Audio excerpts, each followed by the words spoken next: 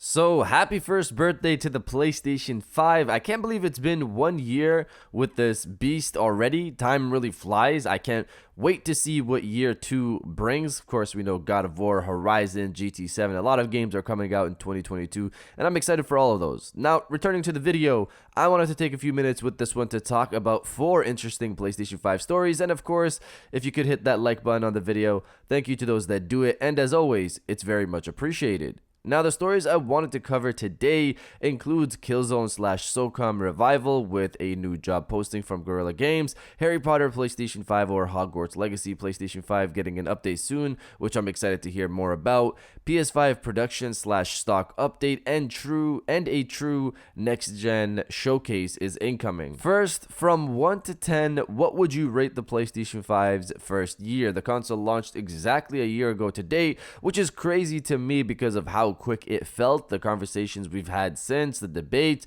the games we've gotten to play and experience has been a great year in my opinion. I'd personally rate it at a 9 just because of the games released since launch, such a great launch year lineup of titles. Sony also got the SSD update out and made many refinements to the system since launch. It's still missing things like 1440p and VRR, but that hasn't stopped me from enjoying this beast. That's just me, of course. What about you? So comment below. From 1 to 10, what would you rate the PS5's first year? Let me know down in the comments below. Now, diving into the first story of the video, PlayStation 5 production / stock update. Reading from Video Game Chronicle, PlayStation 5 supply looks set to be even tighter than previously expected over the coming months after Sony reportedly cut its production plans by around 1 million consoles. According to Bloomberg sources, the company has reduced its PlayStation 5 production outlook for the fiscal year ending in March 2022 from more than 16 million units to around 15 million units because of worsening parts and logistics issues.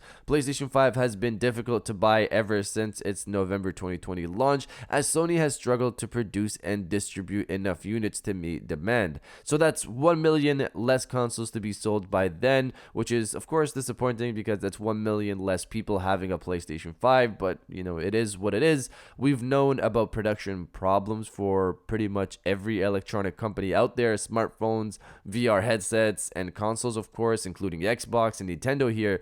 This holiday, if you want a PlayStation 5, of course, as always, try your best to get one. I would assume that more should be hitting stores for the holiday season. Now, diving into the second story of the video, Harry Potter PlayStation 5. So, Hogwarts Legacy, which is the actual name of the game, is an open-world RPG Harry Potter game set in the 1800s, which is way before the main storyline. As a fan of the franchise and someone who rewatches the movies every year, I'm definitely excited to see more of this game. I still remember when I first saw the video leaks of it back in 2018, I believe my excitement for it to be an actual thing, and of course now it is, but it's been a while since we've heard anything about the game. I believe that last time we saw something for Hogwarts Legacy was at the PlayStation Showcase in 2020, and since then it's pretty much been silence. However, according to recent industry insider Millie Amand on Twitter, we could be getting more information on the game soon. She pretty much posts up a tweet with the word soon and an image for the game. Now, what does soon really mean? When I saw this, I thought she's probably referring to the Game Awards 2021, which is weeks away at this point, but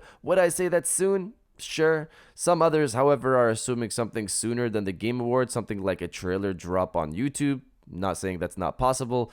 Regardless, we could be hearing more about the game sometime in the next few weeks, possibly, and I'm excited for that, of course. But you guys let me know if you're excited for more Hogwarts Legacy or not. Let me know down in the comments below. Now, diving into the third story of the video, Killzone / Socom PlayStation 5. Reading from Push Square, Guerilla Games will be full steam ahead working on Horizon Forbidden West right now, but studios of this size usually have future plans bubbling away in the background. We've no doubt that work may have already begun on the developer's next title, and judging by a new job listing, it's possible it could go the route of live service. A new post is currently advertising for the role of Project QA lead, and it appears to be unrelated to Aloy's sophomore adventure. Develop testing strategies and plans and lead a QA team for an unannounced future project, the description reads, telling us that the studio is making plans for at least one new game. What's most interesting is that Guerrilla wants to fill this senior position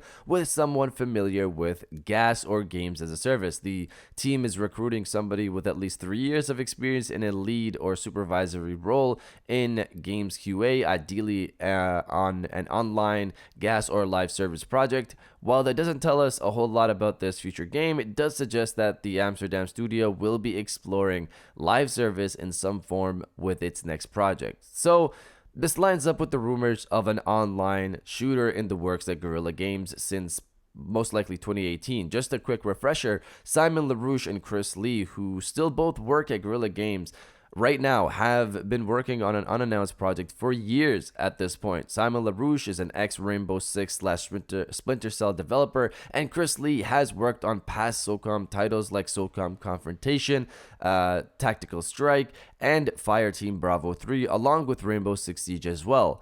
You don't hire people like this to work on Horizon. It's most likely a shooter, and with their history and Sony's IP available, Killzone Online and the return of Socom have both been rumored. This, of course, could be something completely new, but I think it would be a waste to not revive at least one of those IPs. And now diving into the final story of the video, True Next Gen Showcase. So the host and creator of the Game Awards, once known as the Video Game Awards, recently had an interview with Epic Games, which is of course weird to say since Epic Games is not a news site, it's an engine and a games developer, but regardless, they sat down with Jeff Keighley and talked about the Game Awards 2021. Nibble over on Twitter took some of the highlights of the article, stating, interview with Jeff Keighley on the Game Awards 2021, a lot of content for 2022 and 2023, biggest lineup yet, 40 to 50 games to be featured in some capacity,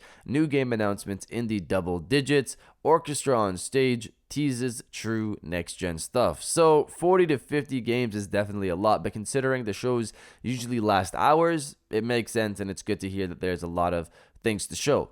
I also like that it's 2022-2023 content focusing on what's in the near future and not what's 4 years down the line.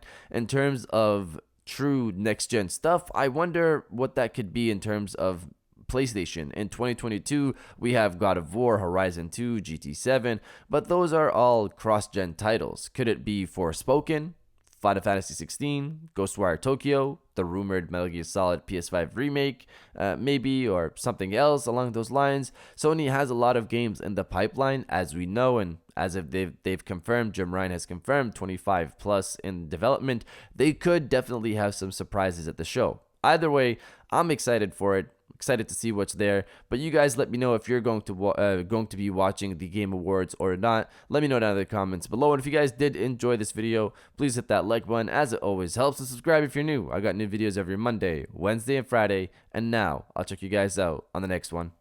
And welcome back to the after show. This is the part of the video where we have a little fun down in the comments below. If you're old, welcome back. If you're new, welcome. For today's thing, what I want you guys to do is to body, obliterate, destroy, and overall harass the comment section with happy first birthday PlayStation 5. If you want to celebrate the first year of the PlayStation 5, definitely destroy the comment section with happy first birthday PlayStation 5, and I'll definitely heart those comments like I always do, because I appreciate everybody who stays to the end of my videos. And now I'll check you guys out on the next one.